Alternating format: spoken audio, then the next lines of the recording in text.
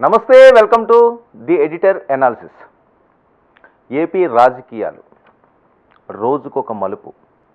ఎవరు గెలుస్తారు, ఎవరు ఓడిపోతారు, విస్తృత ప్రచారాలు, ఎట్టి పరిస్థితుల్లో ఉన్న గెలవాలన్న తపన, ఓటరు నాడి పసికట్టడానికి పడరాని పాటలు, డబ్బు కూడా మంచినీళ్ళ ఖర్చు పెట్టారు.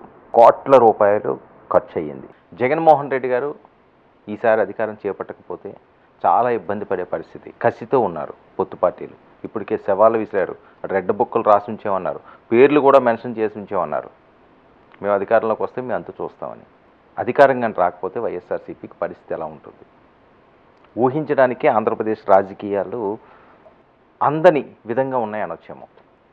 మరొక వైపు పొత్తు పార్టీ ఓడిపోయినా జగన్మోహన్ రెడ్డి గారు ఆ పార్టీలనే పూర్తిగా కనుమరుగయ్యేలా చేయడానికి కూడా వెనకాడరు అన్నది. పోలింగ్ శాతం విషయానికి వస్తే రికార్డు స్థాయిలో పోలింగ్ అయ్యింది.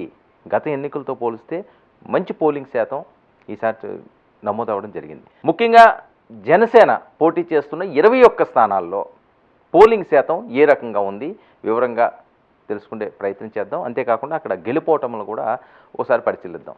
ఇక తాడేపల్లిగూడెం నియోజకవర్గానికి వస్తే Tadepalligudem fire brand, Janasena fire brand Bolisetti Srinivas.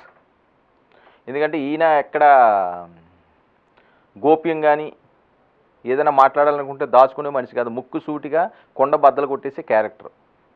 So ఆయన మొదటి నుంచి నేను టికెట్ తెచ్చుకుంటాను అన్నారు. ఆ రకంగానే తెచ్చుకున్నారు. ఆయనకి ప్రత్యర్థిగా కొట్టి సత్యనారాయణ, సామాజిక వర్గం.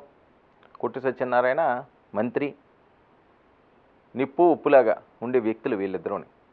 సో మరి ఈ నేపథ్యంలో ఇక్కడ కూడా చాలా ఇంట్రెస్టింగ్ ఫ్యాక్టర్ ఉంటుంది. తెలుగుదేశం పార్టీ చివరి వరకు ఈ టికెట్ని ఆశించింది.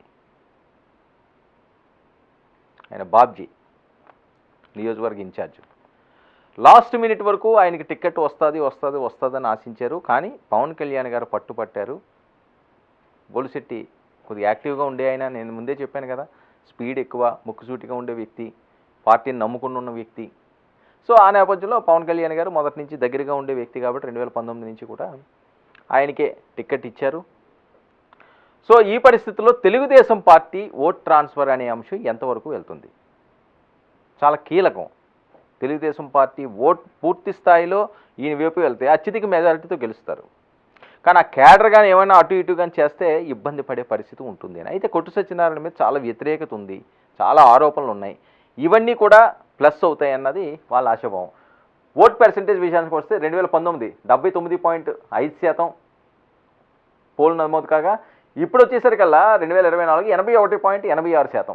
అంటే సుమారు 2%. ఇది కూడా అంతే, ఆల్మోస్ట్ 2-3% మాత్రమే ఉంటున్నది ఇవన్నీ కూడా. మరి ఈ 2% ఎవరికి ప్లస్ అవుతుంది, ఎవరికి మైనస్ అవుతుంది, ఎవరికి లెక్కలు వాళ్ళకున్నాయి. కానీ తెలుగుదేశం పార్టీ జనసేన కానీ కలిస్తే అక్కడ వార్ వన్ సైడు. ఆ ఓట్ ట్రాన్స్ఫర్ ఎంతవరకు అయ్యిందన్నది ఒక టెన్షన్ వాతావరణం ఇక్కడ కనిపిస్తుంది.